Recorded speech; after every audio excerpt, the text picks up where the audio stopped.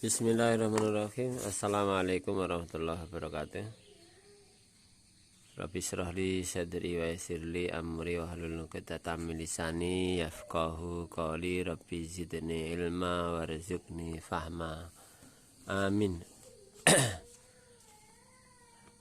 Pemirsa yang dirahmati Allah, pada kesempatan kali ini saya ingin menjelaskan khususnya bagi teman-teman pemula di dalam belajar servis lampu. Saya jelaskan pelan-pelan ya, ini kadang pelan-pelan kadang cepat.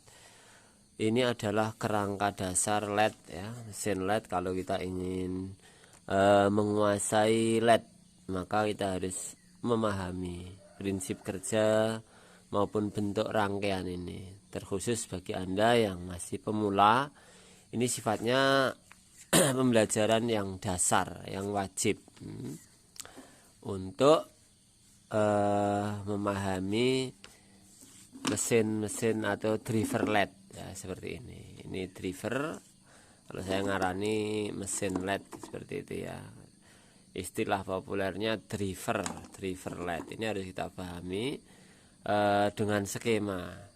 Jadi kalau kita walaupun jenisnya banyak, kita memahami kerangka dasarnya kayak gini, di model seperti apapun ya kita akan tetap mudah untuk melakukan modifikasi maupun menghasilkan LED yang terang. Kualitasnya juga bisa kita ukur, kemudian kemampuan driver juga bisa kita kira-kira.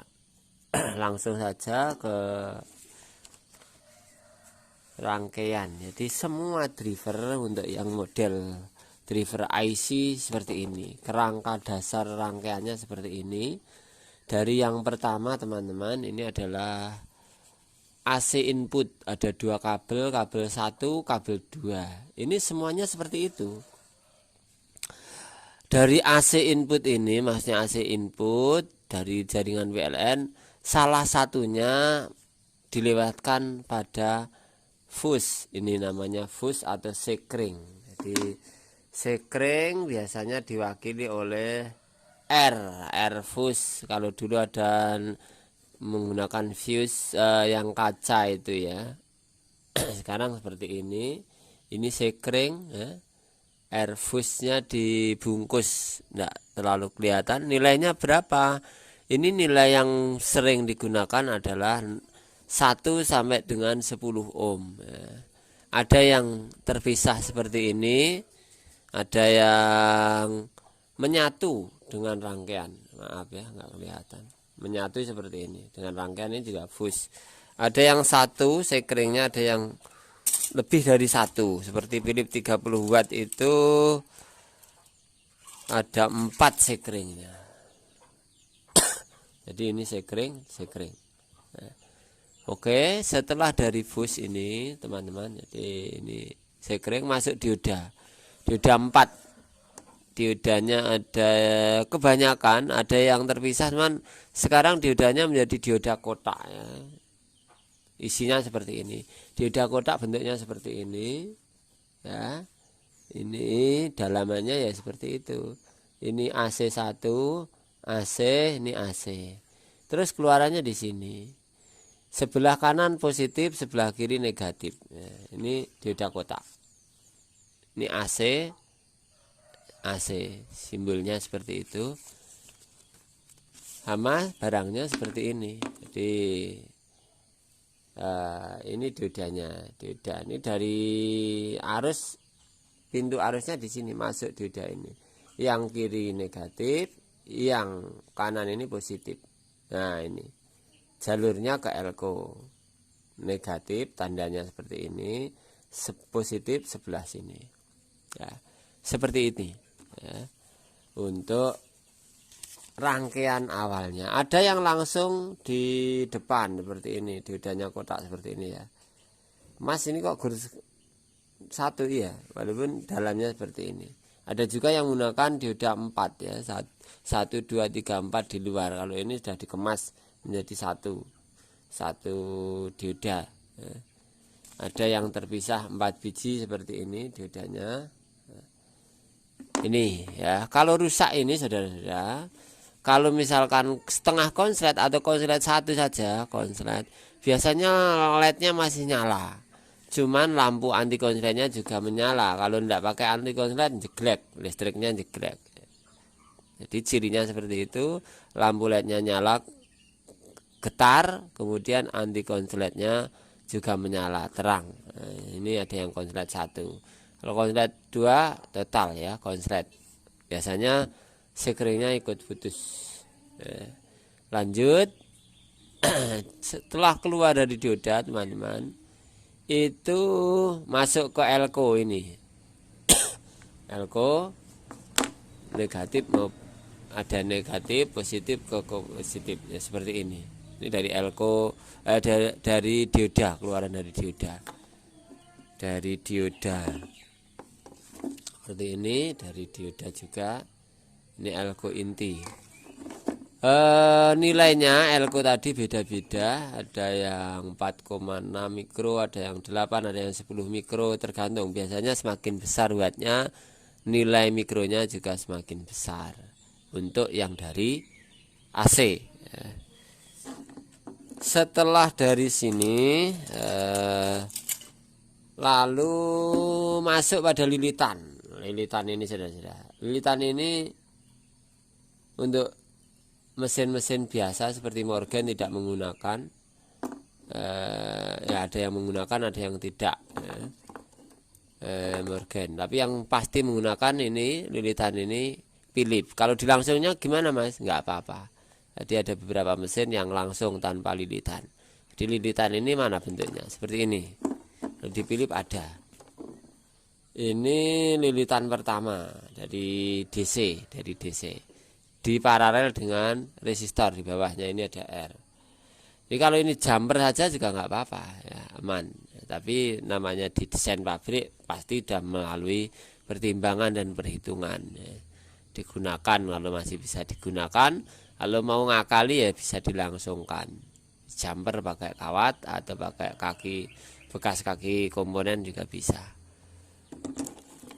Terus masuk elko, setelah itu masuk ya ini intinya di sini ini positif dan ini negatif. Ini intinya di IC ini di IC ini yang jari elko negatif dikendalikan oleh ini inti sekali. R ini nilainya 2R2, ada yang nilainya 3R5, kisaran itu. Kalau 6R sekian biasanya wattnya ini watt rendah, bisa 10 watt, 15 watt. Di sini ini yang dimodif untuk mengendalikan output ampernya sekian. Makin besar R-nya ini, misalkan kasih 10R, lampu yang di LED ini, LED-nya ini adalah redup. Nah, LED-nya seperti ini bro. Nah, ini digambarkan oleh LED ini. LED ini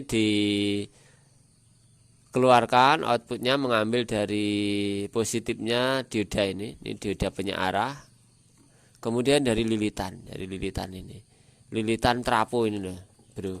Jadi lilitan trapo ini jalur min ke min apa, min LED. Nah, LED-nya kan ini dari min, ini positif. Positifnya dari keluaran elko, dari arah positif. Kelihatan buatan nih. Dan yang negatif sama, ini terus diolah di sini, keluarannya di trafo ini. Di trafo ini menguatkan arus yang dari arus negatif. Baru sampai di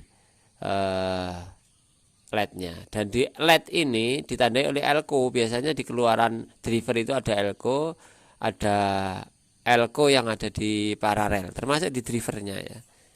Di drivernya kalau di elko, kalau di driver kayak gini, elko keluarannya ini yang kecil ini 2,2 biasanya. Ini udah output. Kok trafonya di sini ya Mas ya, untuk mencari lokasi yang memungkinkan. Jadi apa teman-teman, intinya kalau kita olah yang di sini ini sudah standar ya. Ini kalau ini nilainya ratusan kilo, bisa 350 kilo, 400 kilo ya, R ini. Ini yang bisa kita mainkan di sini untuk mengendalikan arus. Sangat pengaruh dengan terang dan keawetan di LED ini. Oke teman-teman, saya oret-oret, mudah-mudahan sedikit penjelasan ini ada manfaatnya khususnya bagi teman-teman pemula. Satu lagi untuk IC ini saya tidak terlalu kelihatan, ini tipenya BP2031 tapi tidak mencocokkan karena terlalu kecil, tidak punya loop ya di IC. Cuman kakinya di IC ini maksudnya R ini mana tempatnya ini. Ada yang 1, ada yang 2 ya. Ada yang 3. Jadi nilainya ini 2,2 R2 atau 1, sekian. Semakin wattnya tinggi biasanya nilai resistornya ini makin rendah. Ada yang di paralel 3, ada yang 2 seperti ini, ada yang 1 saja. Tapi intinya ini mengendalikan arus di bagian arus yang masuk ke IC. Itu teman-teman, mudah-mudahan bisa dimengerti. Kalau kurang jelas ya bisa didiskusikan di kolom komentar. Semoga Allah SWT memberikan kemudahan, memberikan pemahaman kepada kita dan kelancaran rezeki dengan tambahan ilmu yang bermanfaat. Dan ini merupakan sedikit pengetahuan yang saya amati, saya bagikan pada teman-teman lewat online, lewat media seperti ini. Itu saja, matur suwun. Mudah-mudahan hari ini menjadi hari yang penuh barokah, penuh kesehatan, kelancaran dan kemudahan dari rezeki kita. Amin ya rabbal alamin. Mohon maaf kurang lebihnya. Wassalamualaikum warahmatullahi wabarakatuh.